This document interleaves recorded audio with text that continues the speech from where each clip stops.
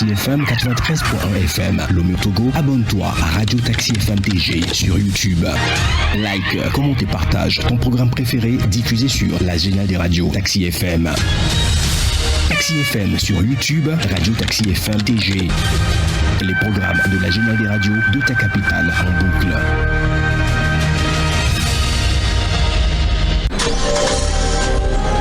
La gare routière de l'information Saint-Émile-Gator. La gare routière de l'information. Très heureux de vous retrouver. Avec toutes ces équipes se retrouvent en plateau. Je poserai la question à mes confrères en studio.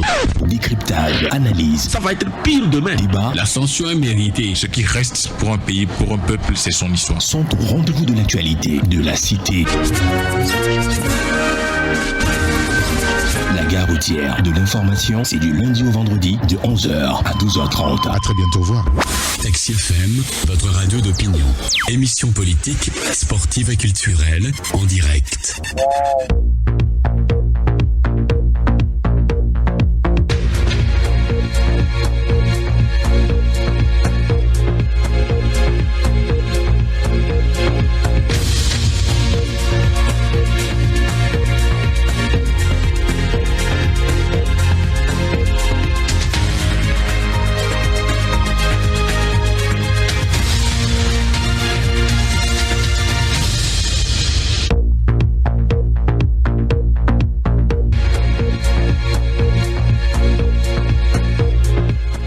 Madame, Monsieur, bonjour, bonjour à tous. Nous sommes heureux de vous avoir avec nous cette mi-journée pour parler des sujets qui intéressent le Togo, notre cher pays, le Togo. Nous allons parler de la corruption qui est un fléau sérieux et dont on ne trouve toujours pas la recette pour une bataille finale. Comment finalement arriver à tuer ce serpent de mer dans notre pays, le Togo?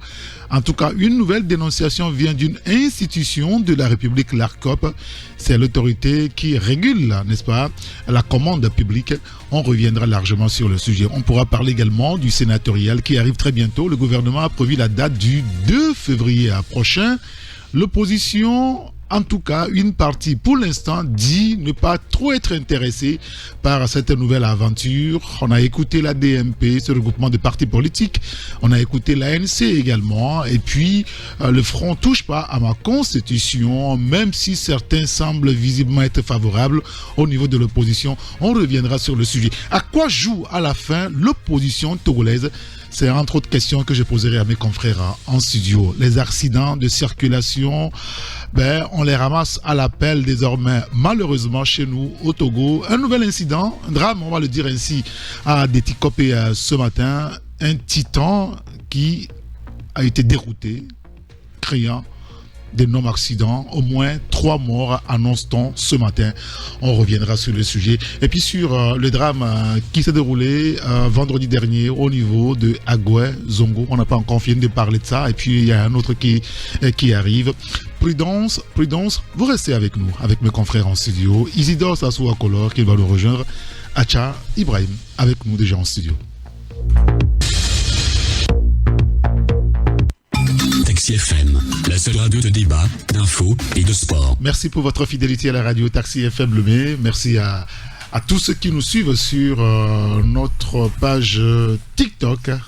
Merci beaucoup à vous. Merci aussi à ceux qui sont sur la bande FM 93.1. Bonjour Acha Ibrahim, comment allez-vous? Je vais bien. Bonjour Saint-Émile-Gator, bonjour à tous ceux qui nous suivent en ce moment. Et bonjour à tous les confrères, et surtout Isidore qui va nous rejoindre. Bien sûr, d'un instant à un autre. Et on va revenir encore sur ce nouveau drame à Détikopé. C'est vrai qu'on n'a pas toutes les informations liées à ce sujet, mais ça reste quand même une préoccupation aujourd'hui dans notre pays. Et malheureusement, en fin d'année, c'est ce à quoi on assiste. Oui, c'est vrai. Nous assistons le plus souvent vers la fin de l'année à ces accidents, ces genres d'accidents de circulation. Et vous venez de dire vigilance, effectivement. Donc les usagers doivent faire preuve de vigilance sur la route et en même temps demander aux conducteurs des automobiles ou bien, disons, les véhicules et tout ça là, et de revoir un peu leur engin, Parce que quand je dis de revoir leur engin, c'est de faire un contrôle, un check-in total de leur engin, parce que le plus souvent, vous savez, quand un engin fait déjà près de 6 mois en allant jusqu'à 1 an, il y a des pannes qui se signalent, que ce soit au niveau du système de freinage ou bien au niveau du système d'allumage, sans oublier même la carrosserie. Donc quand la carrosserie n'est pas en bon état, vous voyez que quand vous arrivez devant des situations où il faut vraiment freiner, ralentir, tout ça là aussi, ça agit. Et n'oublions pas aussi, quand on parle de l'état des pneus, ça aussi c'est un facteur aussi très important. Donc il faut faire le check-in général de la voiture et s'assurer que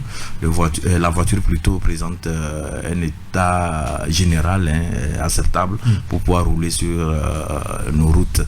Et en même temps aussi les autres usagers, je veux parler des piétons et tous ceux qui vont aussi, des motocyclistes et autres là, de faire aussi preuve de vigilance, parce que parfois on a tendance à être au beau milieu de la chaussée. Et voilà, les automobilistes qui sont derrière, eux aussi, ils avancent, mais sans toutefois forcément prêter attention à la présence de ces motocyclistes-là sur la route. Donc il faut prendre le couloir adapté. C'est vrai que ce n'est pas bien tracé dans notre pays, mais il y a quand même... c'est aussi un élément sur lequel on va revenir. Hein. Tout à fait. Oui, bien sûr. Donc il faut forcément aussi suivre son couloir et faire extrêmement attention aussi, parce que par moment il y a des gens qui slaloment aussi sur la route. Voilà, il suffit seulement qu'un véhicule slalom, vous allez voir que il vous barre la route, vous aussi vous slalomez, soit vous vous retrouvez dans le ravin, ou bien c'est ensemble avec le véhicule qui veut slalomer là que voilà, vous vous retrouvez, vous percutez, vous tous vous retrouvez dans le ravin. Donc c'est faire preuve de vigilance, respecter surtout les vitesses en agglomération, parce que quand ces accidents se passent aussi en agglomération, le plus souvent ceux qui vont faire le constat, et pas des agents des forces de l'ordre, ils nous disent souvent que c'est l'excès de vitesse. Donc il faut respecter ces vitesses là aussi. Je pense que c'est quand on va mettre toutes ces règles de sûreté et de sécurité routière en pratique, j'ose croire qu'on peut éviter les drames là auxquels nous assistons vers la fin de l'année. Oui, c'est des drames qui endeuillent beaucoup de familles. On pourra revenir sur le cas d'Agouezongo, c'était à vendredi dernier. Ouais. Mais vous l'avez souligné, c'est vrai que fait de check-in pour les véhicules, mais ce qu'on remarque très souvent, et dans les rapports d'enquête de la police, ce n'est pas défaut de check-in des voitures qui est mis en cause. Premièrement, c'est le facteur humain. C'est-à-dire que des gens qui conduisent des fois, excusez-moi, quand vous les rencontrez en circulation, vous avez le sentiment, et beaucoup de confrères te dire ça, qu'ils ont la photocopie de leur vie à la maison, enfin, l'original à la maison, et ils se promènent avec la photocopie. Ils ne font pas attention à eux-mêmes. Tout à fait. Et ceux avec qui sont en pleine circulation. Non, c'est bien vrai qu'il y a des usagers qui... on peut dire qu'ils affichent une certaine insouciance sur la route. Quand ils sont en circulation, on dirait s'ils étaient dans leur salon.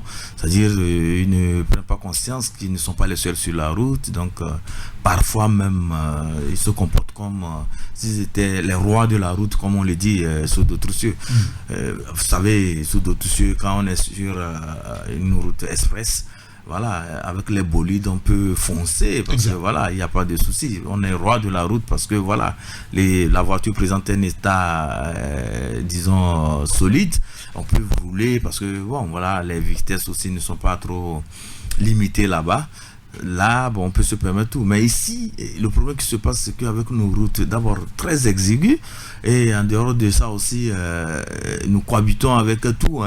Quand il dit tout, parfois, oui, mais nous cohabitons avec tout. Parfois, vous êtes sur la nationale, vous passez, c'est des chèvres ou bien des bœufs qui traversent. Vous voyez des gens avec des engins pas possibles, des enfants aussi sur leur vélo, ou bien des adultes sur leur vélo. Parfois, ils veulent aller, même filer, puisque vous, bon, voilà, ça crée une certaine situation que quand vous n'êtes pas concentré, parce qu'il faut dégager cet aspect sur la route, quand vous n'êtes pas concentré, voilà, les drames surviennent. Bon, maintenant, quand je vais revenir un peu sur le facteur insouciance, oui. Entre-temps, les autorités togolaises, surtout en charge de la sécurité, dans leur bilan qu'ils ont l'habitude de dresser trimestre, je pense, sur le plan sécuritaire. Ils avaient mis en exergue... Je crois que c'est chaque 6 mois. Chaque 6 mois, voilà. Et chaque 6 mois, effectivement. Donc, ils avaient mis en exergue un facteur là, c'est le fait que les gens soient sous l'emprise des substances psychotropes. On avait entre-temps le fameux tramadol. On avait indexé ça et on avait dit aux gens de ne pas le prendre. Certains qui boivent avant de prendre la route et tout ça là. Mais quand vous analysez tous ces facteurs, ça revient un peu à une situation, je pense, à laquelle les autorités doivent véritablement s'attaquer. Je veux parler du désespoir qui est en train de d'élire son domicile au sein des populations, le désespoir. Donc ça fait que...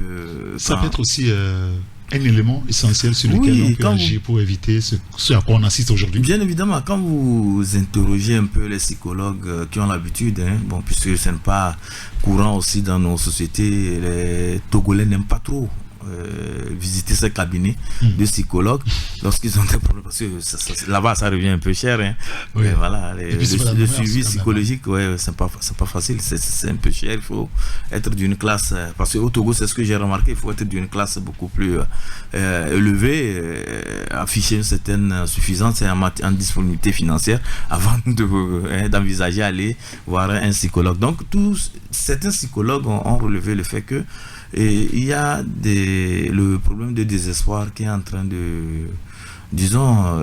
d'envahir la société togolaise, parce que les gens ont peur du lendemain et comment sera demain et tout ça là, surtout avec le problème de chômage, de la cherté de la vie, sans oublier aussi au niveau de certains ménages, c'est pas toujours ça, parce que les problèmes de la vie font que certaines femmes vivent des situations très difficiles dans le foyer, les enfants aussi parfois qui se sentent abandonnés, mais au fait ce n'est pas un abandon qui dit son nom, parce que les parents n'arrivent pas quand même à répondre de façon assez efficace à leurs besoins. Donc ça fait que certains enfants ont le sentiment d'être abandonnés.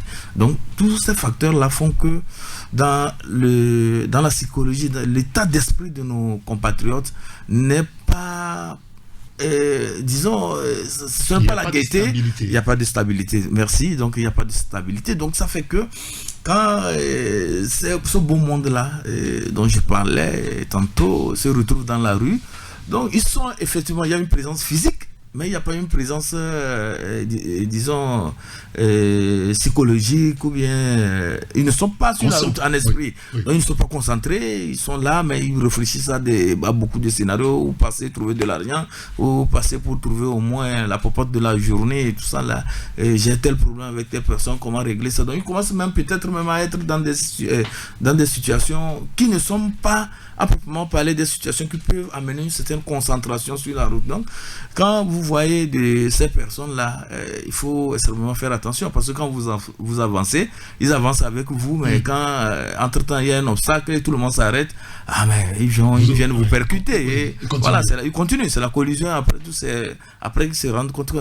En fait, c'est pas ici sur la route, voilà. Parce qu'il y a plusieurs fois, quand il y a eu des accidents, des collisions et autres, les chauffeurs ils sont parfois hébétés, ils sont là, ils disent mais qu'est-ce qui m'est arrivé, c'est quoi? C'est qu'ils n'étaient pas concentrés sur la route. Donc il faut redoubler de vigilance, comme vous venez de le dire, et je pense que ça peut aider à ce qu'on évite les drames. Bon, maintenant, ce qui s'est passé à Déticopé ce matin, nous n'avons pas eu toutes les informations, toutes les données. Toujours dit qu'il y a eu un nouveau drame là-bas, et que voilà, il va falloir que les usagers fassent preuve de vigilance sur la route. Ah oui, c'est tout ce qu'on peut dire sur cette question-là. Exhorter nos chers concitoyens à faire extrêmement attention. C'est vrai que il faut être en vie avant de fêter. Ça ne sert à rien de chercher à courir dans tous les sens et perdre donc sa vie. Alors que derrière, on a une famille, on a des gens tout à fait. qui tiennent à nous et tout le reste. Merci beaucoup. Alors, d'un accident à un autre, ce à quoi on a assisté aussi, c'était vendredi dernier, beaucoup plus dramatique aussi, puisque le nombre de décès officiels, c'est 8. Et puis il y a 3 blessés. Bon, on ne connaît pas à l'heure actuelle l'état donc de leurs blessures et comment est-ce qu'ils vont exactement. Bon, hier, lorsque le dernier conseil des ministres a eu lieu, on nous disait qu'au moins 7 corps ont été donc identifiés. Il reste un corps. On a vu le gouverneur du Grand Lomé avec sa suite, certains maires, conseillers, chefs traditionnels qui se sont rendus donc dans les domiciles de certaines victimes pour pouvoir présenter les condoléances du gouvernement à la famille et tout le reste. Mais ce qui s'est passé là-bas à Gouezongo, quel enseignement peut-on en tirer à Tchayouraïm? Ce qui s'est passé à Gouezongo, je pense que nous avons l'habitude de le dire, et nous le disons souvent. Il faut d'abord prendre l'aspect passation des marchés, parce que vous-même, vous le savez, le directeur de l'ARCOP disait tout récemment que la corruption sévit dans ce milieu. Donc voilà, on va en parler. Donc on va essayer d'aller brièvement pour dire que voilà, il faut lutter véritablement contre la corruption en matière d'attribution des marchés, s'assurer que les entreprises prestataires là ont les qualités et le matériel requis pour pouvoir construire les ouvrages que l'État demande à ce qu'on fasse pour sa population. Et maintenant, quand on revient un peu sur le côté forme, c'est que voilà, quand on prend cette passerelle piétonne à Gouezongo, je pense que ça, je le dis parce que je suis riverain, et c'est une très bonne chose, parce que quand il n'y avait pas cette passerelle, c'était des accidents chaque jour que Dieu fait. Il y avait toujours mort d'homme là-bas au carrefour à Gouezongo en allant vers la grande mosquée, la poste qui est à côté, voilà. Donc il y avait toujours des accidents là-bas. Donc quand on a amené cette passerelle, à mon avis, avant il n'y avait pas le feu tricolore. Voilà, il y avait l'accident, on a mis les feux tricolores. Malgré les feux tricolores. Voilà, donc je veux parler sur le plan forme pour dire que le feu tricolore aussi, par moment, ne fonctionne pas. Très souvent. Très souvent, voilà. Donc ça aussi, je pense que les autorités communales ou bien de la municipalité, à Goué 4, si j'ai bonne mémoire, devaient aussi vraiment s'attaquer à ce problème, comme c'est déjà par arranger ce fait tricolore, et en même temps aussi voir les dispositifs qu'il faut mettre au niveau de ces passerelles, parce que quand je prends un peu ce qui est fait sur le grand contournement en allant vers le camp Bir, premier Bir, et vous allez voir qu'à ce niveau, ils ont mis quand même une barrière, et c'est bien indiqué 5,5 mètres de hauteur. Donc cette barrière-là constitue en même temps comme un filtre.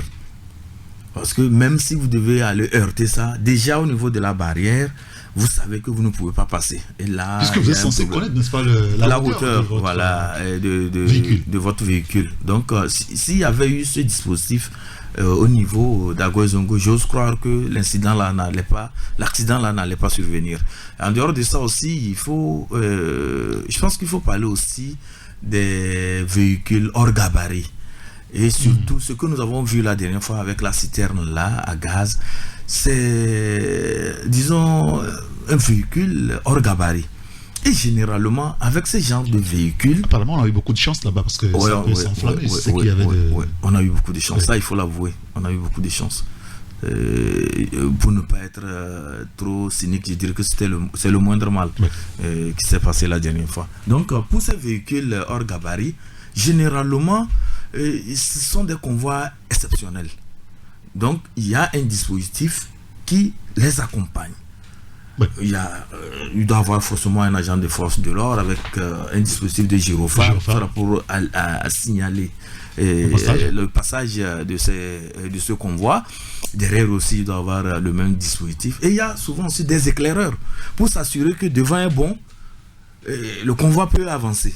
Donc tout ça là a manqué la dernière fois, parce que s'il y avait eu ce dispositif dont je parlais de convoi exceptionnel, arrivé au niveau de Zongo, on aurait su que non, avec cette hauteur là, le véhicule qui devait passer n'allait pas pouvoir passer. Et là, il devait chercher une voie de contournement, soit dévier vers la poste, aller ressortir vers le terminal du Sahel, ou bien se frayer un chemin à Zongo là-bas, c'est possible, hein, sans passer obligatoirement sous la passerelle.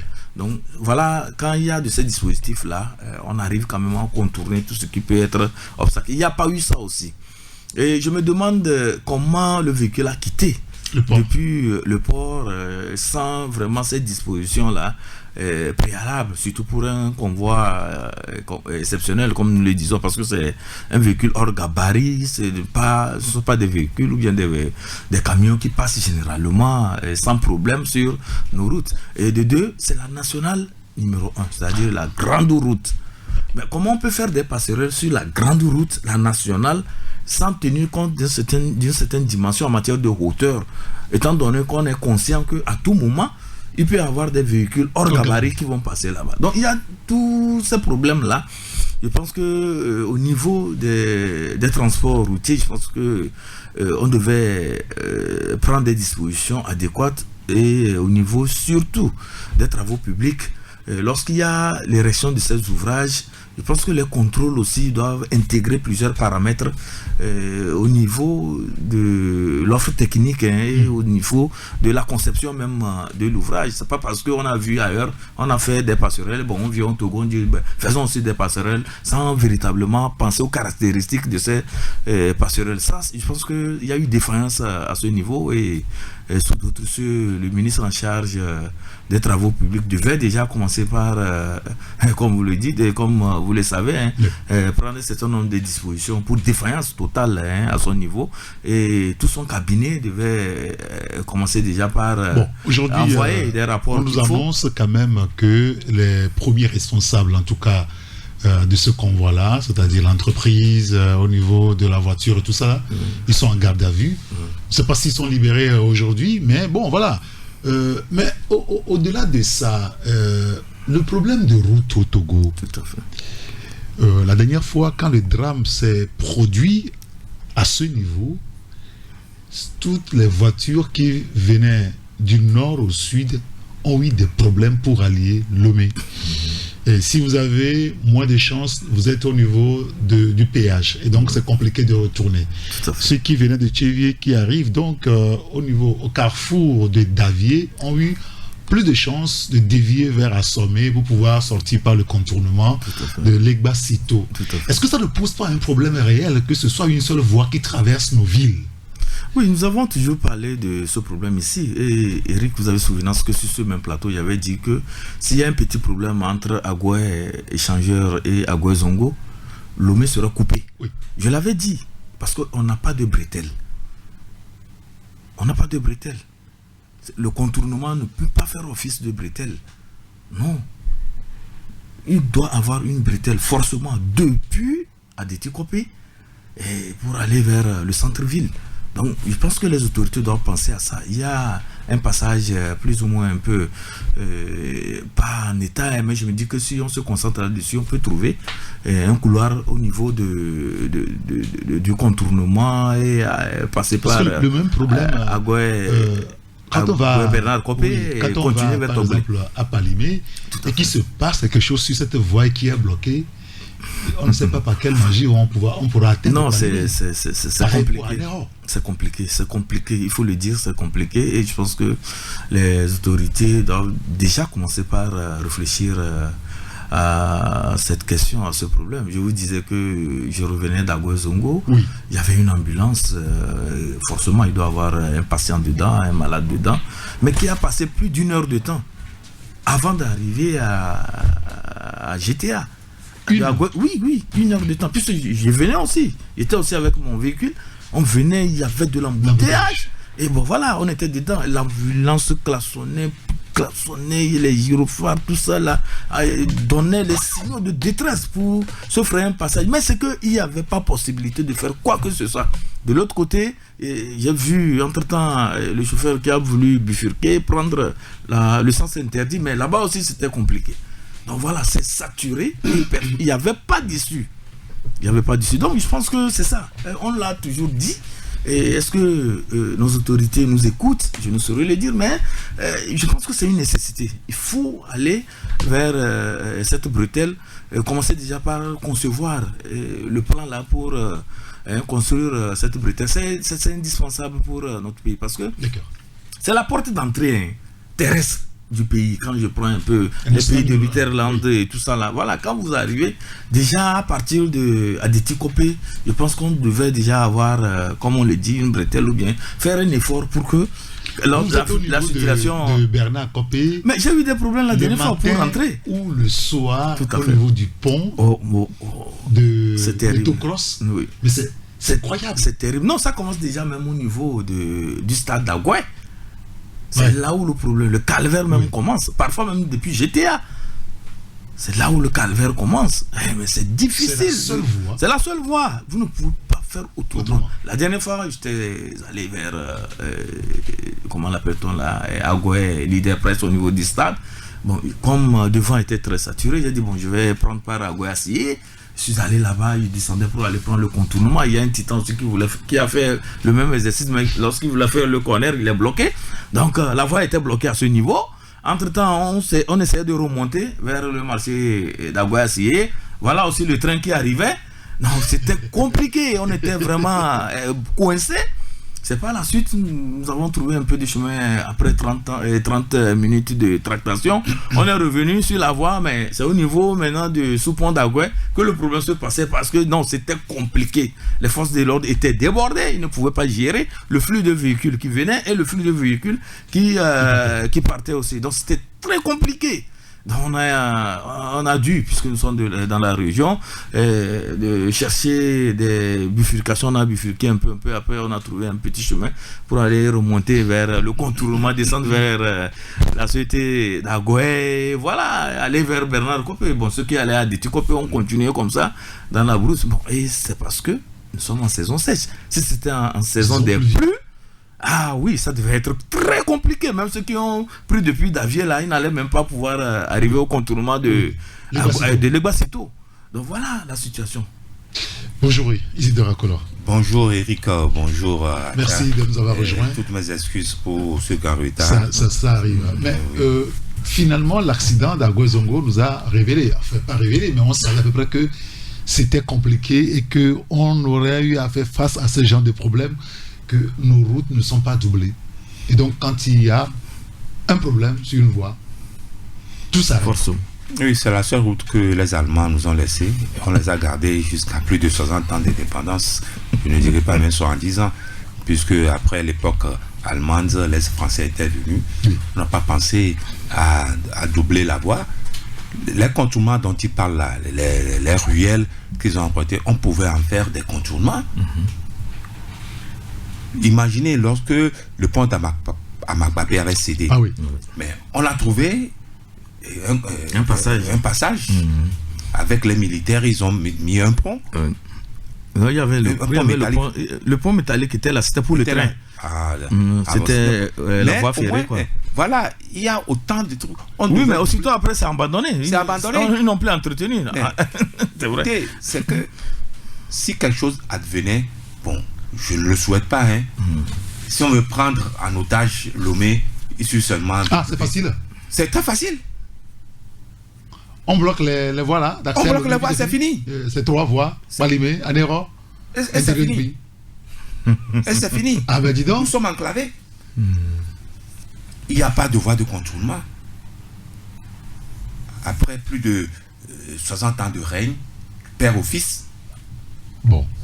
Oui, mais c'est depuis le temps des Yadema. Puisque je dis que toutes les voies que vous voyez là, c'est légué par les Allemands. Les Français n'ont fait que rafistoler. Et les années d'indépendance, les pères d'indépendance ont fait long feu. 3 ans, à peine 3 ans.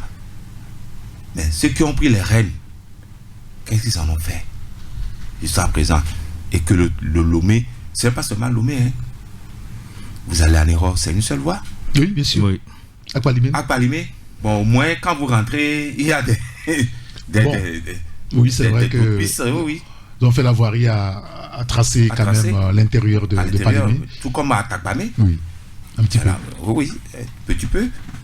Mais pourquoi les voies qui à ces agglomérations ne sont pas doublées? C'est ça le nœud du problème. Et on nous parle d'échangeurs, on n'a pas d'échangeurs au Togo. On n'a pas d'échangeurs, on a des grands ponts. Oui. il y a des grands ponts, mais ce ne sont pas des échangeurs. Sinon, les échangeurs devaient nous desservir pour pouvoir contourner ce qu'il vient de décrire, qu'il y a embouteillage. Pas plus tard que la semaine dernière, Akufo-Addo a inauguré. Vous en avez parlé dans votre journal, oui. Mardi. Le troisième, comment appelle-t-on? Échangeur. Pour desservir le port de Tema. Pour la fluidité. Mais vous voyez, à Tema, c'est le troisième grand rond-point d'Afrique. Nous avons des grands ponts, des grands ronds-points, mais les pistes sont exiguës. Oui, c'est terrible hein, quand vous arrivez par exemple au niveau du port, rond-point du port, le soir, le matin, à Gouezongo là-bas, le matin, non, le c'est soir. une aberration. Ah mais c'est terrible. Mais, écoutez, on a dit qu'on a fait contournement. Même à Gomé le soir, c'est contournement. Vous quittez le port de Lomé, le port autonome de Lomé. Oui. Mais vous traversez des pistes impraticables avant d'accéder au grand contournement. Et beaucoup de gros porteurs chavirent là-bas. Au niveau de là où on fait Grand Moulin. Oui, Grand Moulin. Oui. Mais qu'est-ce qui coûte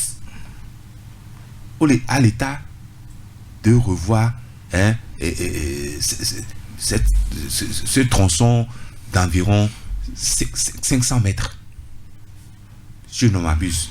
Moins 150 mètres. Pourquoi on ne le fait pas? Est-ce qu'on a une vision?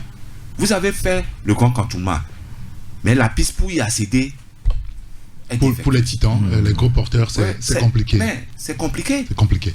Très bien. Revenant sur l'accident. Oui, vous placez un mot. Oui, je vais placer un mot.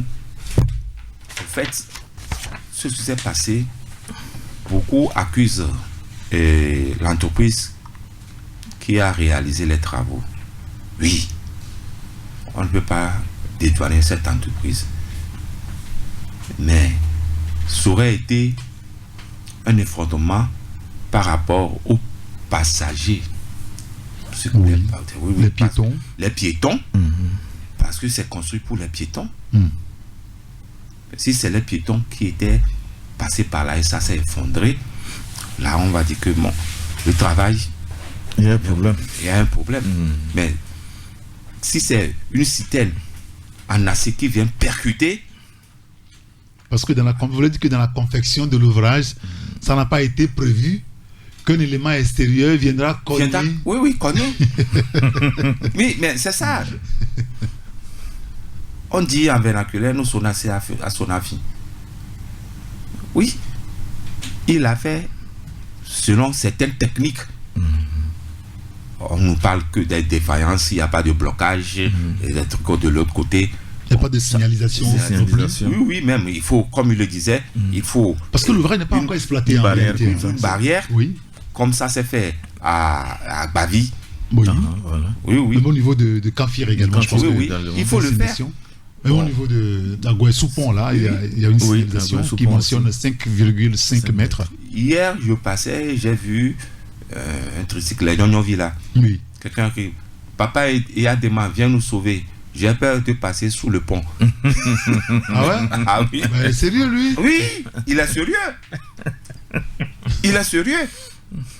Ça veut tout dire qu'il y a une négligence. Et comment dirais-je, et ceux qui vont faire le suivi et le contrôle, les bureaux d'études là, ils font le contrôle. C'est eux qui devaient dire que les travaux. Est-ce que le travail a été réceptionné? Non, pas encore, parce que les piétons même n'empruntent pas encore cette passerelle. Oui. Peu d'ouvrages sont réceptionnés au Togo. Je mets au défi quiconque. Vous imaginez que les piétons étaient en train d'emprunter la passerelle là, Et ça... Et le drame là s'est passé. Ah oui, là, Mais est-ce qu'il y en a la responsabilité... La responsabilité... Non, c'est-à-dire qu'il Oui, y a encore. pas... Oui, Non, oui. non. Il n'y a pas eu. Non, parce que l'ouvrage n'est pas encore exploité. C'était fermé en bas. Les gens ne marchent pas encore dessus. Mais les ouvrages, les passerelles on utilise aujourd'hui, il faut se concentrer là-dessus. Il a dit qu'il faut faire un audit de tous les travaux qui ont été faits pour que nous n'arrivions plus à ces drames-là. Et moi, la responsabilité première, c'est au niveau du camionneur qui n'avait pas respecté le gabarit. Vous savez qu'il y a aussi une histoire de règlement 14 de l'UEMOA. Évidemment. Les poids à l'essieu. Oui. Mais lui, il est passé par le pont, je ne dirais pas par... Oui, puisqu'il vient du port. Il vient du port, donc il a contourné le contournement. Oui, il a contourné le grand contournement. Oui. Donc, il est sur le grand contournement, il est descendu. Il a descendu. Le Donc, il premier n'est pas passé sous le pont. Le premier obstacle, c'est là-bas. C'est là-bas. À Gozongo. À Gozongo. Oui, bien évidemment. C'est le Bien premier évidemment. obstacle. Oui, c'est le premier obstacle. S'il y avait eu une barrière, Tout à fait. quand il cogne, il sait Voilà. qu'au moins à 100 mètres, il doit freiner pour ne pas Voilà. continuer. Et c'est là où je dis que, mais comme le disent les Chinois, petit agent, petite route. Est-ce que nous aurons les résultats, les vrais de l'enquête qui a été diligentée? Je n'en Parce suis que pas le sûr. procureur demande, ou a lancé, je crois, avoir entendu un appel à témoins. Appel à témoins. Mais les choses, il y a beaucoup de témoins. Il n'a qu'à se référer aux déclarations que les journaux ont publiées, toutes ces choses-là. Quels témoins qu'on va encore appeler? Et quand ils ont déjà effacé Ah oui. Parce qu'on a tout ramassé. On a tout ramassé. On ne peut plus faire... En même temps, il faut libérer la voie. Non seulement libérer la voie, et c'est judicieux, faut pas attendre que l'autre portion aussi s'écroule. Oui. Oui. On ne peut plus faire une reconstitution. C'est compliqué. C'est compliqué pour la police scientifique de faire une reconstitution. Appel à témoins là, les témoins sont déjà là. Tout est que il a cogné. Comme on dit, Titi me disait, il a bu l'eau, il est mort. Les 50 se poursuivent pour feu à Bobli. Et jusqu'à présent, on n'a pas eu les résultats. Mais les dernières enquêtes, c'était les enquêtes parlementaires sur le fonds Covid.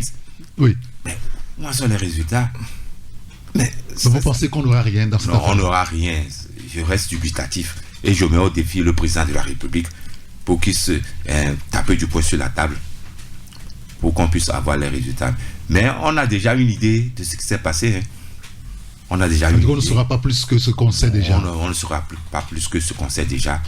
Et c'est le camionneur qui sera fautif pour n'avoir pas respecté le poids à l'essieu et de n'avoir pas respecté le gabarit exigé pour traverser. C'est ça. Très bien. Messieurs, merci beaucoup. On va aborder un autre sujet. Je vais en profiter pour lancer un appel. Et nous y sommes. Bientôt le 31 décembre, il y a un événement qui se passe au niveau de Colombe de la Paix. Oui. Donc je suis l'un des promoteurs. Tout premier, Caliente. Oui, Caliente. Caliente. Qui rassemble beaucoup de monde. Tant qu'on dise que nos passerelles sont mal réalisées, il ne faudrait pas que la passerelle qui est au niveau de la descente ne se transforme en tribune ou tout à fait. En estrade, quoi. Pour que les gens vont rester là-bas pour suivre et après ça va s'effondrer. Non, ça c'est vrai. C'est un appel aux organisateurs de Caliente. Madame, son nom m'échappe un peu. On avait travaillé ensemble. Et le maire. Le maire en question, ou la municipalité en question, pour qu'on puisse bloquer l'accès cette passerelle qui pourrait être utilisée comme une estrade. Comme une estrade pour que les gens... Le 31. Oui, le D'accord. 31. Très bien. Merci beaucoup pour cet appel. Et ça nous amène à... Madame a dans l'été. D'accord. Ça nous amène à parler juste un peu de politique avec le boycott du sénatorial. Le boycott annoncé par une partie de l'opposition. On a écouté, je l'avais dit au début, hein, la DMP sur le sujet, la ANC également. On a écouté le Front Touche pas à ma constitution. Comme vous l'avez écrit hier, Isidore, c'est, je dirais, un niet total de l'opposition. Hein. Mais à quoi joue-t-elle? Mais elle joue à sa carte. C'est important. Pour peu que vous ayez fait la formation bridge, vous saurez que toutes ces élections-là qu'on est en train de mijoter ne sont que des mascarades électorales. Ils ont relevé beaucoup de choses. Même l'organe de gestion des élections la CENI? Oui. Hors délai? Hors délai est récusé. Est récusé. Ça ne répond à aucune norme. Maintenant, on dit que on veut aller à comment appelle-t-on, à une bicamérale où on aura le Parlement qui est constitué de 2 chambres. Oui. La chambre basse qui est la chambre haute, la chambre basse qui est l'Assemblée nationale. La chambre haute qui est le Sénat. Qui est le Sénat. Mais pourquoi on ne nomme pas les députés à la chambre basse et que c'est à la chambre haute qu'on va nommer des députés, des sénateurs. Des sénateurs. Un tiers. Par le président de la République. Et qui auront les mêmes prérogatives, les mêmes fonctions que ceux qui sont élus. Pour vous, ça pose problème. Hein? Ça pose problème. On fait des sénateurs de seconde zone qui n'ont aucune légitimité. La seule légitimité que ça, c'est de servir celui qui les a nommés. Et même à ce niveau, quand vous lisez le soi-disant, ou la soi-disant constitution de la 5e République, c'est en principe le président du Conseil qui nomme le tiers. Aujourd'hui, vous n'anticipez n'est pas dans cette posture du président du Conseil. Et il va nommer les gens par ordonnance. Déjà, vous sortez du cadre démocratique. Oui, mais c'est aussi prévu par la loi. Quand vous légiférez par ordonnance, ça veut dire que vous sortez du cadre. Mais c'est aussi prévu par la loi. Mais c'est ça. Oui. Donc, vous êtes dans un cadre d'exception. Vous êtes dans un régime d'exception. C'est dans un régime d'exception qu'on légifère par ordonnance. Qu'est-ce qui presse? Qu'est-ce qui presse? C'est la 5e République auquel on nous pousse, c'est comme une arête dans la gorge, hein, de ses promoteurs et de Faure Gnassingbé, qui est obligé maintenant de s'acoquiner avec des dispositions qui ne sont pas démocratiques, je ne dis pas démocratiques, qui ne renforcent pas l'état de droit, et pour pousser les gens à aller dans cette section. C'est tout ce que moi je déplore. Rien ne presse. Vous avez vu la manière dont on a voté, on nous a poussé à la 5e République. C'est aussi par des grands électeurs. Ce n'est pas le peuple. On nous a pas consulté. On ne nous a pas avisé. On dit que bon, on va à la 5e République, c'est parce que l'Assemblée, qui était déjà hors délai, qui avait voté cette constitution de la 5e République. Bon, ce débat-là, on l'a fait en son temps. Oui, mais ça revient encore. Sous une autre forme. Non, oui, c'est ça. On aura un Sénat illégitime. Et c'est ce que relèvent de très bonne manière les partis de l'opposition qui sont dans leur rôle. Il y en a qui demandent au président Faure Gnassingbé qui il doit nommer à peu près. Non, quand on prend le cas de Aimé Gogué, Aimé Gogué aussi l'a dit. Oui, il a dit, il propose au chef de l'État qu'il ne doit pas nommer n'importe qui. Dans ces un tiers là qui le revenait, il doit savoir qui nommer. Il est allé jusqu'à lui faire des propositions de nomination. Non, c'est plutôt Tchassona qui avait commencé. Il a dit. Oui, bien sûr, Tchassona aussi en a parlé. C'est Tchassona qui avait fait le... Mais je suis désolé que Aimé Gogué puisse rentrer dans cette posture. Désolé de le dire. Ce n'est pas normal. Aimé Gogué n'a jamais porté cette posture. Aujourd'hui, il s'embrouille. D'accord. Avant peut-être de revenir sur le cas de Maître Tchassona Traoré, qui a quand même soulevé beaucoup de passion autour de cette affaire-là. De même pour Tchassona, il faut qu'on puisse rappeler à l'ordre. On va revenir là-dessus. Oui, mais Acha Ibrahima, sur le cas de cette élection sénatoriale, de toutes les façons, c'est comment dire, je crois les conseillers régionaux, les conseillers municipaux qui vont voter. Oui, c'est les grands électeurs. Et quand on prend tous ces gens-là, il y aura une grande proportion quand même. 95%. Voilà. Et donc, du coup, même si l'opposition participait, on peut dire qu'elle n'aura rien. Et donc, dire aujourd'hui qu'on est contre le sénatorial, ça n'a rien de nouveau. Bon, la nouveauté dans ça, c'est que, vous savez, dans un régime démocratique ou bien dans un pays démocratique où les lois fonctionnent, lorsque vous allez à des élections et que c'est une élection pluraliste, comme on le dit, avec les garde-fous pour aller vers la transparence et la qualité même de ces élections, ça ne devait pas poser de problème. Et donc, l'opposition qui a perdu les élections législatives devait savoir que, voilà, au niveau du sénatorial, c'est déjà plié, en ce sens que la majorité des conseils, non, je veux parler des élections régionales plutôt. La majorité des comme on le dit, des conseillers régionaux, voilà, sont des conseillers municipaux. Des conseillers municipaux et des conseillers régionaux sont en majorité. La tendance est dominée, la tendance à unir domine en matière de supériorité numérique. Donc, il fallait savoir en même temps que, étant donné que ce sont eux qui seront les grands électeurs, voilà, tout est déjà plié, à moins que des gens de qualité se font révéler et qu'au niveau d'unir, il n'y a pas de consigne de voter, chacun vote selon sa conscience, et là on peut arriver à ce miracle.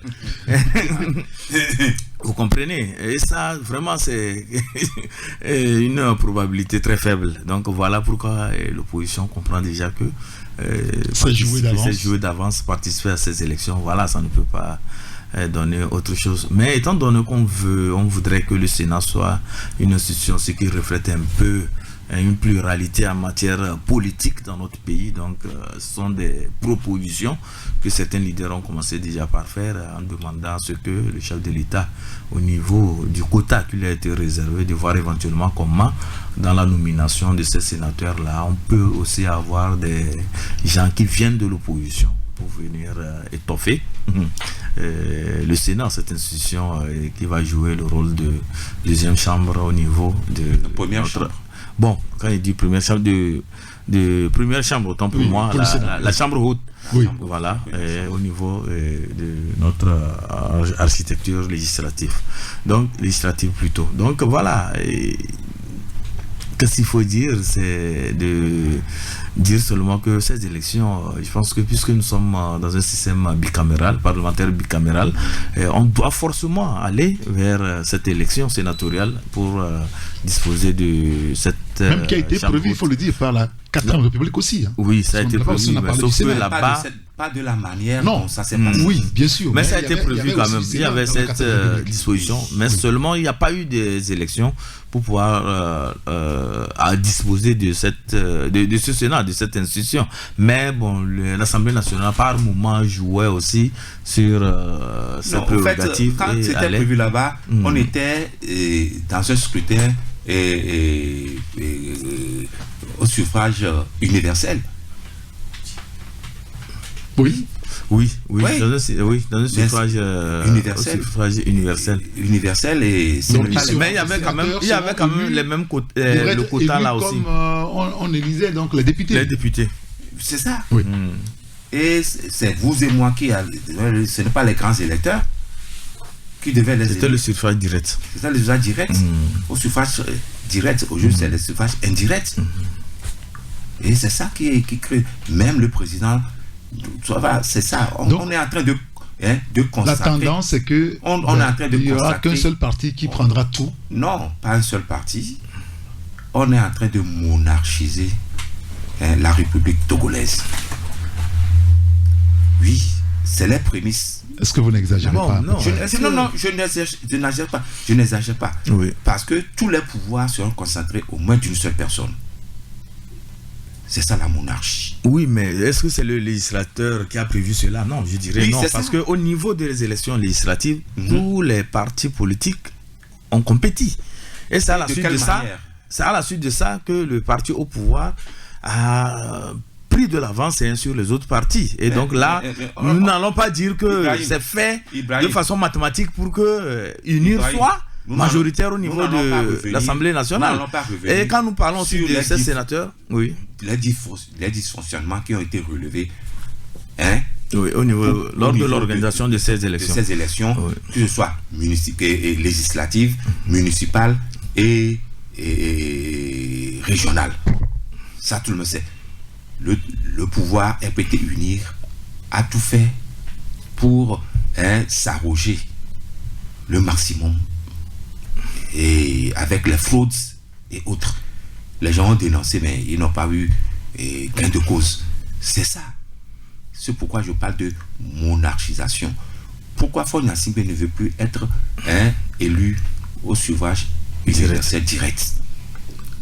Et il se cache derrière cette nomination de facto. Quand vous avez la majorité Au Parlement, ils ont tout fait pour avoir la majorité. Donc, en principe, qu'est-ce qu'il attend pour devenir président du Conseil? Ben, il faut qu'on mette en place toutes les institutions de la République d'abord. Non. Bon, mais ça, c'est une navigation à vue. Un État qui se respecte ne fonctionne pas comme ça. Aujourd'hui, nous fonctionnons avec 2 lois fondamentales. Laquelle? C'est-à-dire que nous sommes dans une période transitoire. nous sommes dans la 5e République ou non? Non. Comment ça? On est dans l'antichambre de la 5e Ça République. qu'on parle de période transitoire. C'est ça, hein. C'est on ça est la en transition. curiosité. Mais où est-ce que vous avez vu ça? La transition? Demandez les constitutionnalistes, ils vont dire que nulle part ça n'existe. Nous nous souvenons, et dans les années 90, quand au lendemain de la conférence nationale souveraine, quand on avait créé le Haut Conseil, on a créé de la République, on a créé une constituante Oui. pour réfléchir. Une fois qu'on a soumis la Constitution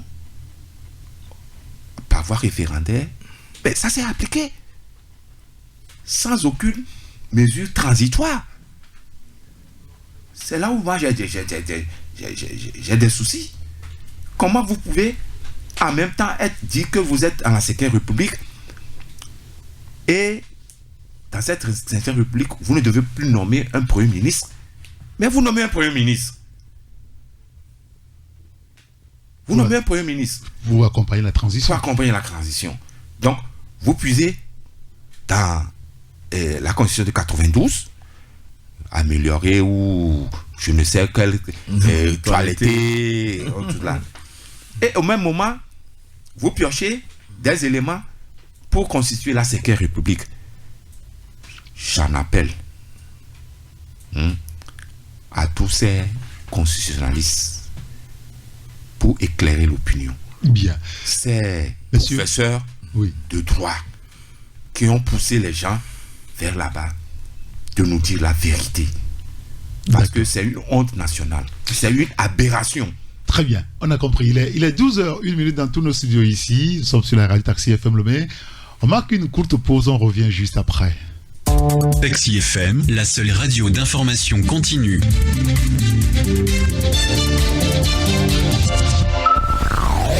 Tout de suite, la pub. Émission spéciale Association Bet Africa, focus sur le projet First Aid Skills, initié par l'association Bet Africa, ce vendredi 20 décembre de 14h à 15h. Pour une sécurité optimale en milieu scolaire togolais, agissons maintenant. Contribuons tous à la réduction des risques des accidents dans les établissements scolaires. Vous pouvez intervenir dans l'émission en direct à 14h45 pour poser des questions à nos invités sur le 92 60 81 81. Rendez-vous ce vendredi de 14h à 15h sur Taxi FM avec Hugues Vignou-Atikpo et ses invités. Agissons maintenant pour la sécurité en milieu scolaire.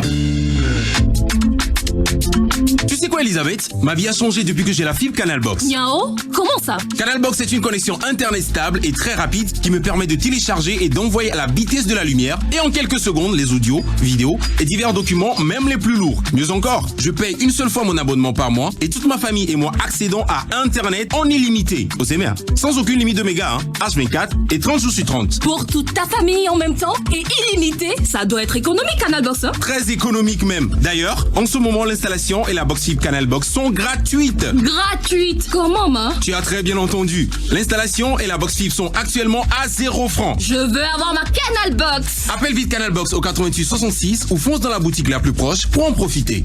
Canalbox. Vivez l'internet illimité. Bonjour Tata, comment allez-vous? Bonjour Irène. Chez moi ça ne va pas, hein. Mon argent du marché se mélange avec mon propre argent là. Du coup, je finis souvent par tout dépenser dans les fonds de la maison. Là où je suis assise comme ça là, nous bouffons là. Mais Tata, pourquoi ne déposes-tu pas les recettes de ton activité sur un compte EcoBank? Il te suffirait juste de télécharger l'application EcoBank mobile ou même de faire étoile 326 dièse. Tu es la troisième personne à me le dire. Mais tu sais, vos histoires de compte là, je ne maîtrise pas, hein. Mais Tata, avec EcoBank, tu peux te créer un compte sans te rendre en agence et même sans aucune formalité. Ça peut se faire juste avec un téléphone qu'on appelle 1+1 là. Ah bon, Irène? Mais oui, Tata. En plus, ce compte te permettra d'envoyer de l'argent à tes fournisseurs et d'en recevoir de manière instantanée sans avoir à te déplacer. Je dis, tu dis que c'est un compte que j'ouvre comment même hier? C'est très simple, Tata. Je t'explique. Grâce à EcoBank, ouvrez un compte bancaire avec votre téléphone en faisant étoile 326 dièse ou téléchargez l'application EcoBank mobile sur Play Store ou App Store. Activez le compte en y faisant un versement et profitez des fonctionnalités d'un compte ordinaire. Offre soumise à condition. Pour toute information, contactez le +228 22 53 76 50 ou écrivez à l'adresse assist@ecobank.com. Alors comment tu le trouves? Il a un petit côté mannequin, non? Hein? Viens, on va vite chez la paire. Vite. Des lunettes trop chic. Votre test de vue gratuit et la qualité internationale à partir de 19 000 francs CFA. La paire, voir clair, ça va vous plaire. Nuke, amewa, amegan, de la famille, la paire nous va dire en couver du dono, on va les prendre nous dos. Novi, kutoku et asideke, quoi, ou chichili la paire. La paire, voir clair, ça va vous plaire. Retour des tubes dans un instant sur Taxi FM. Taxi FM.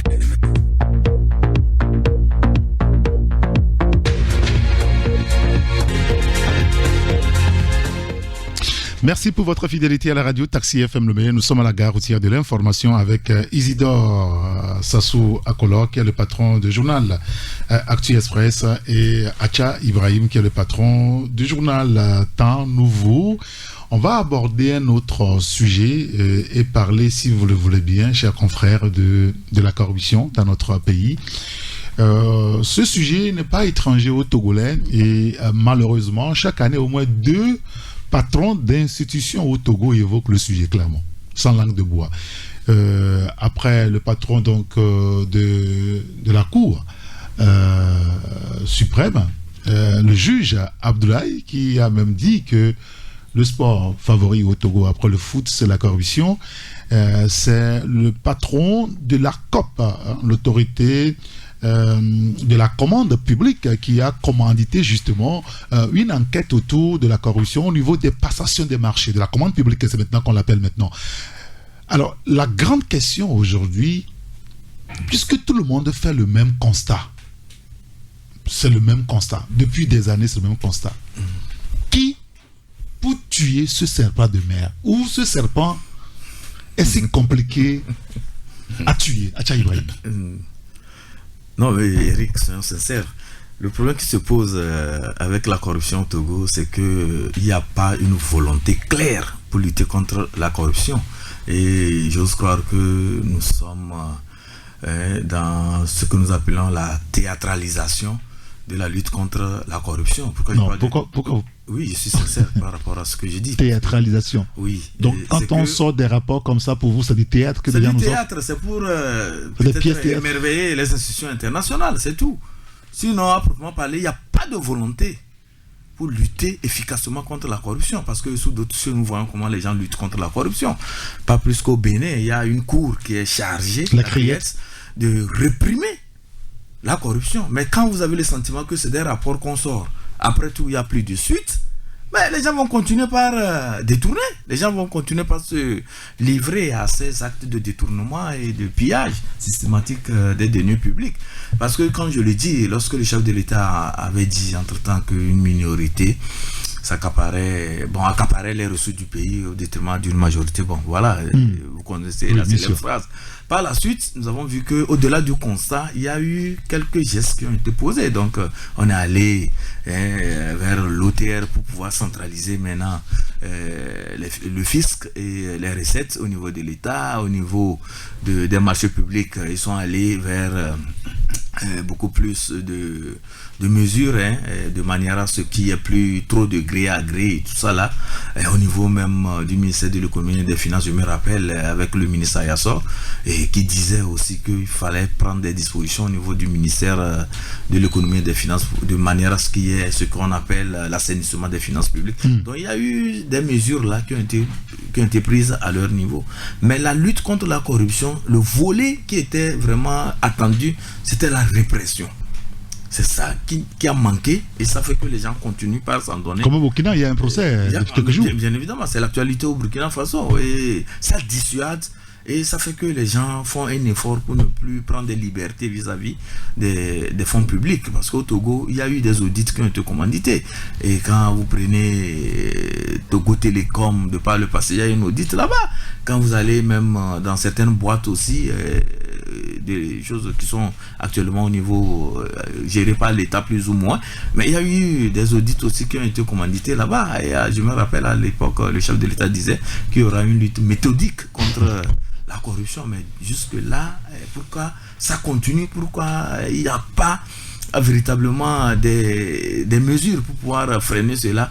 Oui, c'est parce que cette volonté qu'on a eue là n'est pas allée vraiment loin, et ça fait que voilà, certains se disent dans le pays qu'on peut prendre des libertés avec les fonds publics sans être dérangé. Il suffit seulement qu'on soit habile. L'habileté là, je vais vous écrire ça un peu prochainement. Oui, bien sûr. Non, tout à l'heure on va revenir sur ce sujet puisqu'il est 12h11. Oui, Isidore, c'est quand même étonnant.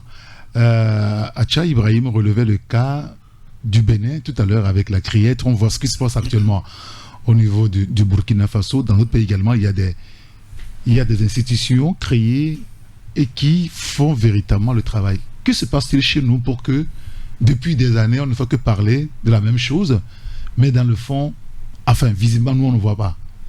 Vous savez que j'ai eu une formation en flux financier illicite. Oui, bien sûr. Et tout cela, si on veut vraiment lutter contre la corruption, il faut démanteler les réseaux. C'est une affaire de réseau? C'est une affaire de réseau, et qui se protège dans le mal. Ils ont créé des entreprises écrans. Il faut auditer ces entreprises qui gagnent les marchés publics, qui se cachent derrière. Il ne faut pas seulement voir le gestionnaire. Derrière le gestionnaire, il se trouve le conseil d'administration. C'est là où il faut voir qui sont derrière. Tous sont des hommes du pouvoir. Vous avez enquêté pour savoir tout ça? On ne veut pas le publier. Ah, mais vous savez. On sait qu'il y a beaucoup de ceci d'écran. C'est pourquoi on n'arrive pas à réprimander ces entreprises qui font bon marché avec le fonds public. Parce que toi-même, tu es dedans. Tu as des actions dans cette entreprise. Ce sont des sociétés écrans. Qui tu vas punir? Tu ne peux pas te faire harakiri. C'est ça le drame du Togo. Que Faure Gnassingbé ait ce courage. S'il veut bien, il faut démanteler ce réseau. C'est eux-mêmes qui l'ont créé. Je ne sais quel ministre ou quel responsable n'a pas une entreprise dans le BTP au Togo. Ah bon?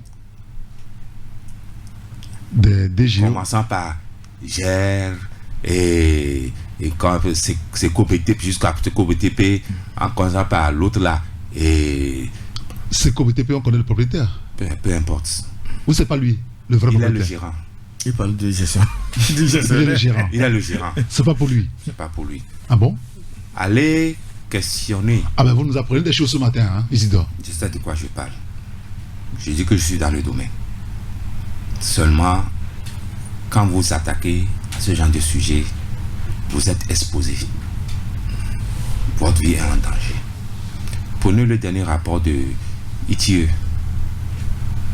qui dit que les industries extractives auditées, ils n'ont pas de répondant. 19% seulement des conseils d'administration qu'on a retrouvés. C'est-à-dire que ces entreprises ou les entreprises qui sont ici extractives. Oui, extractives. Oui. On n'a retrouvé que 19% des conseils d'administration. Et les autres, ils sont où? Allez leur demander. Mais c'est ça le nœud du problème. À chaque fois quand je rencontrais ou dans des ateliers, il sait de quoi je parle. Je dis que la Raplucia, c'est comme une lion qui a des ailes dentées. Qui est dentée, elle ne sait pas qu'il n'a pas de venin. Il ne fait peur à personne. C'est juste des enjoliveurs. C'est pour agrémenter la galerie. Oui, mais comment c'est possible qu'ailleurs on a presque les mêmes institutions, mais elles travaillent et qu'ici elles ont des difficultés à pouvoir travailler? Elles n'ont pas les mêmes prérogatives. Elles ne feront que des constats comme nous. L'ancien président, c'est le président de Raplucia. Oui.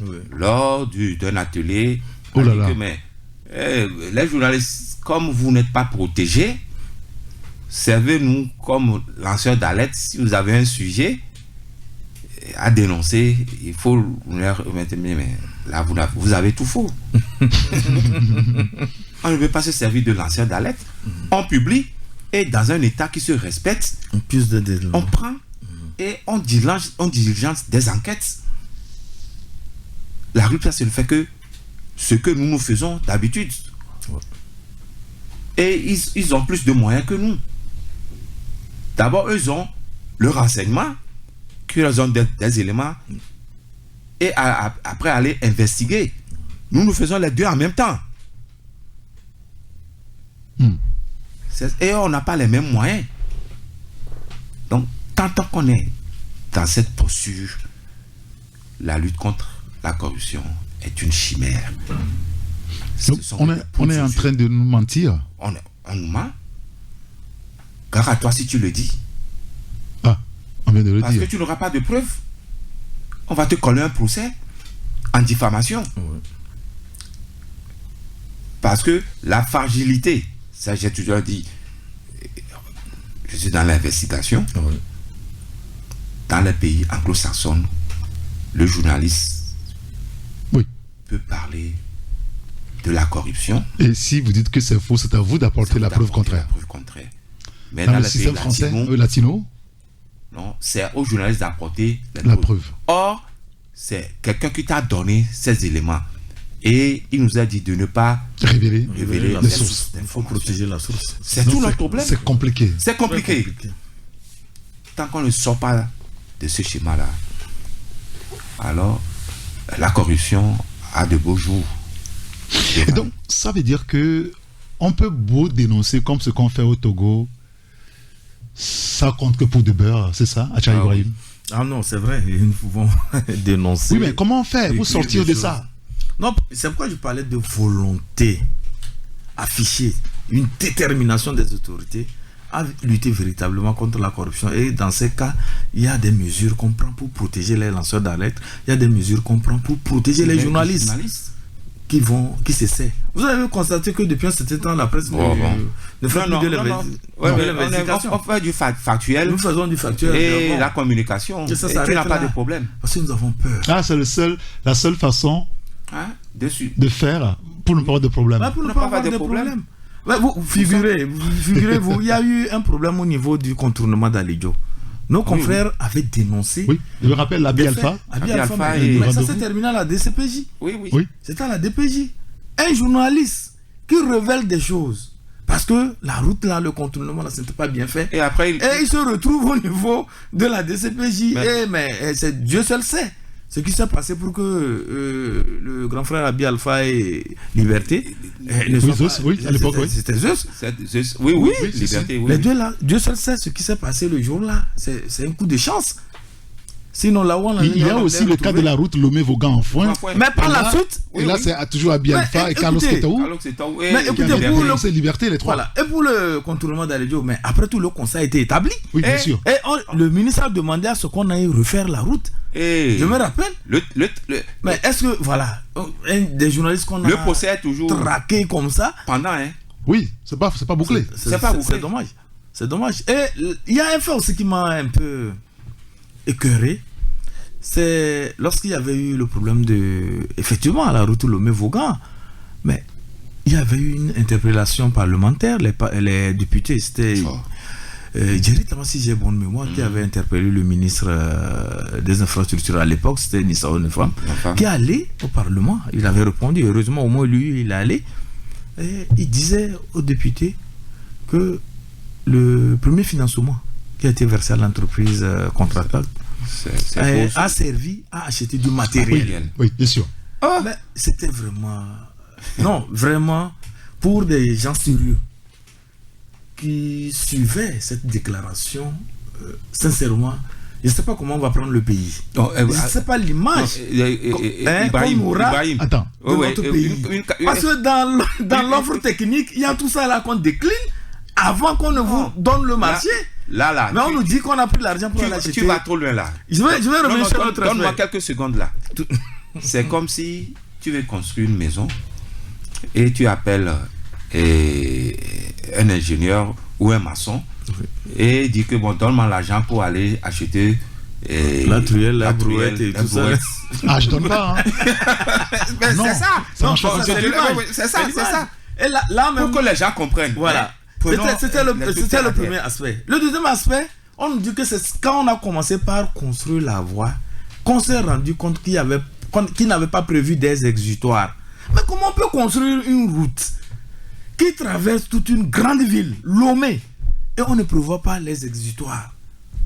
Donc, quand il va pleuvoir, la route sera inondée. Donc je comprends pourquoi la plupart de nos routes sont inondées. On ne prévoit pas les exutoires, les caniveaux même ne sont pas faits dans des dimensions qu'il faut. Donc on s'amuse avec les ouvrages dans notre pays.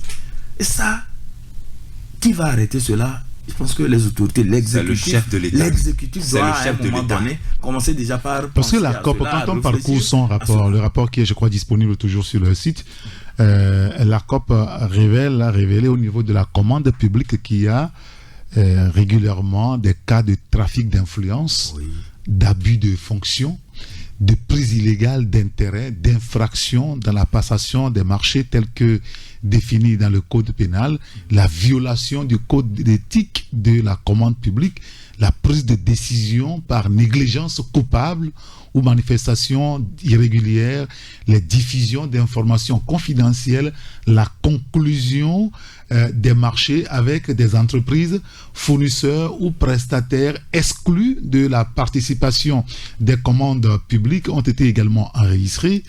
Et ce rapport, on va dire, est le fruit quand même d'investigations de l'ARCOP. Tout à fait. Mais alors, la question fondamentale, qui sont des gens qui sont cachés derrière ce trafic d'influence ou ces groupes de pression? Oui, c'est une question qu'on peut aussi se poser. Oui, c'est bien évidemment. C'est eux qui se cachent derrière. C'est la question que je voulais poser parce que c'est bien fait le constat d'administration. C'est bien fait le constat. L'ARCOP a commandité une enquête. L'enquête a été faite. Mais les services qui ont fait l'enquête là, ou bien les cabinets qui ont fait l'enquête là, mais pourquoi on n'a pas nommément cité les entreprises défaillantes? Pourquoi on n'a pas nommément cité les entreprises qui se livrent à cette corruption? Pourquoi on n'a pas nommé ces messieurs-là qui se livrent au trafic d'influence? Une chose est de dire qu'il y a trafic d'influence, mais il faut aussi investiguer pour mettre un visage sur ces messieurs-là qui se livrent à ce trafic d'influence ou bien à ce trafic d'influence. Je pense que c'est en œuvrant comme ça qu'on peut lutter véritablement contre la corruption. Mais si on donne seulement des choses, des idées, il y a trafic d'influence, il y a des gens qui s'approprient avec les choses. C'est déjà un pas. Non, je ne refuse pas. Vous savez, quand on parle de la corruption, au Togo ou bien ailleurs, les gens savent qu'il y a souvent des trafics d'influence qui interagissent. Les gens savent que ce sont des entreprises ou bien des gens qui passent par des tours de passe-passe pour pouvoir avoir le marché. Donc tout ça là, c'est des choses que nous connaissons. Qui se cachent derrière, c'est nous connaissons tout ça là. Bon, maintenant il faut ce qu'il faut faire, il faut démanteler les réseaux. Vous l'avez dit. Les réseaux, oui. Et ceux qui se cachent derrière les conseils d'administration.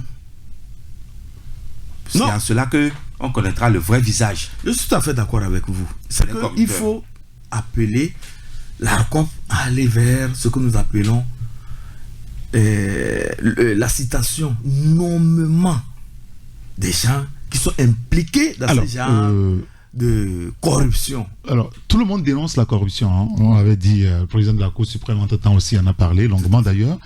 Voilà, au niveau de l'ARCOP aussi on en parle. Même là, plus il y a l'institution mise en place par l'autorité première, le lion des dentés aussi en parle. Mais, et le procureur dans tout ça? Est-ce qu'on peut s'interroger sur son cas dans la saisine des affaires de ce genre? Parce que, rappelez-vous, qui vous souviennent, je veux dire, que Aplusi avait dit, à un moment donné, et qu'elle a fait son travail. Elle a déposé. Bureau, mais... Oui, mais sur deux sujets. Vous savez, le problème c'est quoi?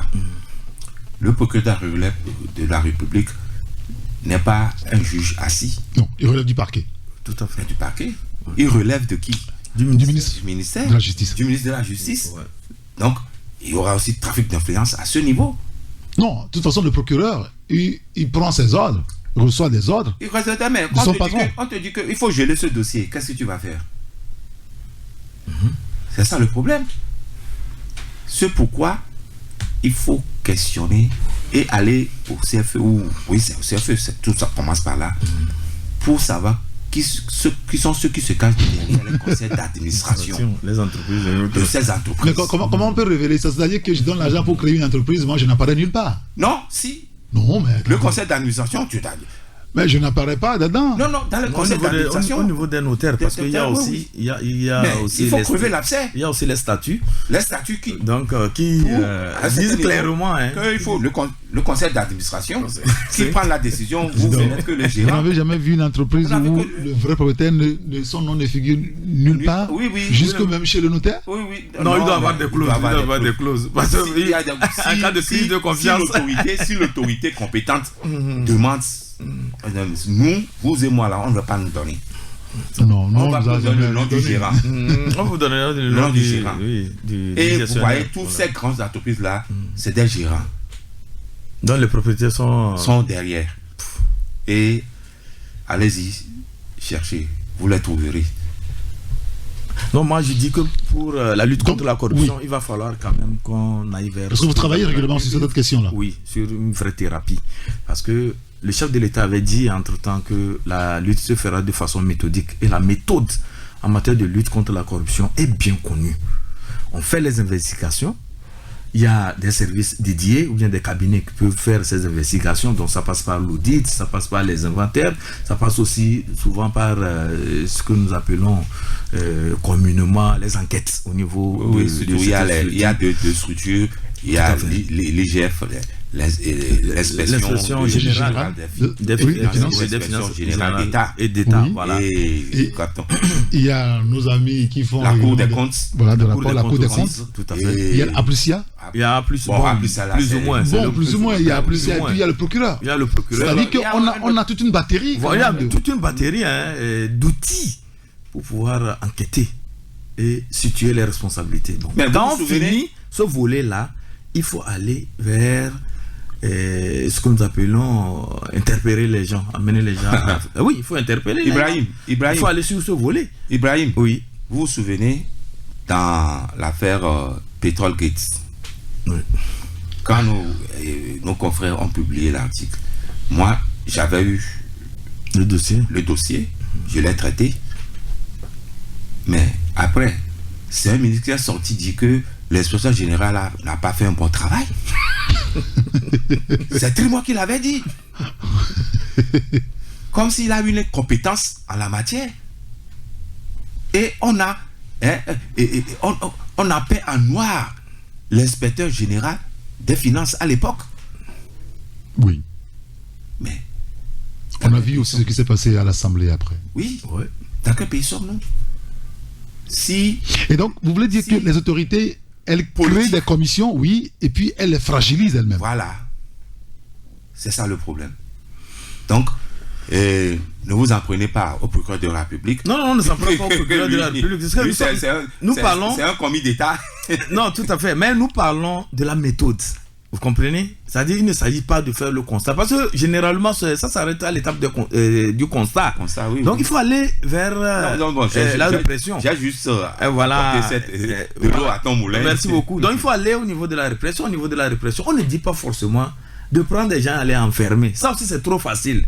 Parce que je connais des caïds, ils peuvent accepter d'aller se faire emprisonner pour 5, 10 ans. Après, ils reviennent, ils jurent pleinement de la manne qu'ils ont détourné. Non, quand on vous arrête, on arrache tout. Non. Voilà, est-ce que le volet là aussi est généralement vérifié dans notre pays? Est-ce qu'on le fait? C'est ça aussi le problème. Donc c'est là où au niveau Franco parlait de amnistie économique. Donc au niveau de la méthode, par rapport à la méthode, c'est ça. Donc les investigations et tout ça là, il faut aussi amener les gens à répondre par rapport au forfait qu'ils ont eu à commettre. Et c'est à ce niveau maintenant qu'on va obliger des gens, contraindre des gens à restituer ce qu'ils ont volé, à réparer parfois aussi le préjudice. C'est très important. C'est que les gens, jusque-là, quand on parle de la corruption au Togo, on rit, c'est comme ces détournements, ça s'arrête là. Non. Ce que ça cause comme dégâts pour notre pays en matière de retard en développement et sous d'autres facettes. Prenez, figurez-vous, on prend un hôpital où on devait amener du matériel sophistiqué, on prend de la pacotille, on met là-bas. C'est des vies qu'on décime. Exact. Parce qu'au niveau des diagnostics et tout ça, les appareils qu'ils doivent faire, ce sont des pacotilles, c'est des contre-résultats que ça va donner. Et depuis un certain temps, ça fait déjà une semaine, il y a un débat sur le groupage dans notre pays. Il y a un débat sérieux autour de cela. Le groupage. Oui, le groupage. Il y a des gens qui sont au plus, des cas qui sont A+, ou au moins. C'est au niveau des réactifs, ça. Bon. Si on passe une commande publique au niveau d'un hôpital et on nous amène ces réactifs-là qui ne répondent pas. Donc quelqu'un qui est peut-être au plus ou bien au plus, on lui déclare A, B ou bien au moins. Vous comprenez ce que ça peut entraîner. s'il y a une intervention chirurgicale à faire là-bas. Oui, bien sûr. Donc, voilà, donc c'est ça. Il faut voir ce côté-là quand on parle de la corruption et se rendre à l'évidence que vraiment c'est un dégât que cela cause dans notre société. Monsieur, merci beaucoup. On va devoir s'arrêter là pour aujourd'hui. Oui, rapidement. Oui, je suis d'accord sur le concept. Depuis, il en parlait. Francisco Napokura, salut à toi. Il faut qu'on aille à une amnistie des crimes économiques. Pour faire c'est-à-dire que des gens ont volé l'argent de l'État et vous voulez qu'on leur dise bon, écoutez, on laisse tomber. On passe l'éponge. On ne devrait pas vous. Mais derrière, il doit investir.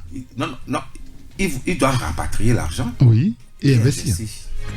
C'est la condition. C'est la condition. Vous n'irez pas en prison, mais ramenez ce que vous avez pris. Très bien. On va les amnistier. Et merci beaucoup. C'est un plaidoyer. Allons à une amnistie des crimes économiques. Bon, après on va vérifier, voir si les gens sont d'accord avec toi-même. D'accord. Merci beaucoup Isidore Akolor, merci à Tcha Ibrahim, merci à Justo Agouvé qui a assuré la mise en onde. Appelez-moi Saint-Irrigator. 12h45, le journal parlé sur la radio. Je ne sais pas, ce sera pour le moment avec Nicole Atta.